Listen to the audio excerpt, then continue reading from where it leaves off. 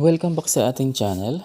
Nagbabalik naman po ang iyong lingkod, and for today's video guys, so alamin po natin kung paano po mag-withdraw dito po sa OkBet or OK Games po dito po sa GLive ng GCash, okay?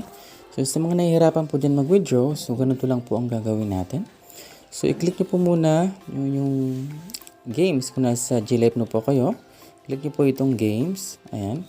And then hanapin po natin dito si OK Games, ayan. Click natin yan. At pagkatapos yan guys, ay eto. Mapupunta tayo sa kanilang dashboard at makikita po natin dito yung balance natin sa OkBet. At ayan, i-click po natin itong withdraw. Ayan guys. Click withdraw. At ito po yung minimum nila na pwede nating withdraw is 100 pesos. Ayan. So, kung nakaabot na po kayo ng 100 pataas, pwede na po siyang i-withdraw. So, i-click po natin ang 100 pesos na yan. Kasi yan lang po yung ating i-withdraw.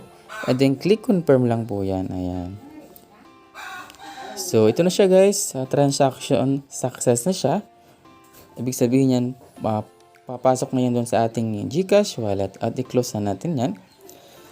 Tingnan po natin dito po sa ating transaction kung nandyan na siya.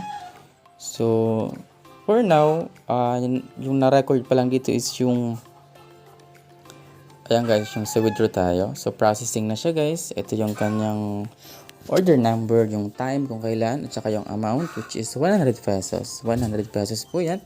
So, yun po yung ating na-withdraw. So, back natin yan guys at punta lang natin guys yung ating GCash wallet. At tingnan na natin kung nandoon na po talaga. Ayan, click transaction guys. So ito na siya guys, receive na natin sa OkBet or OK Games yung 100 pesos po nating na-withdraw. Ayan guys, so madali lang yan.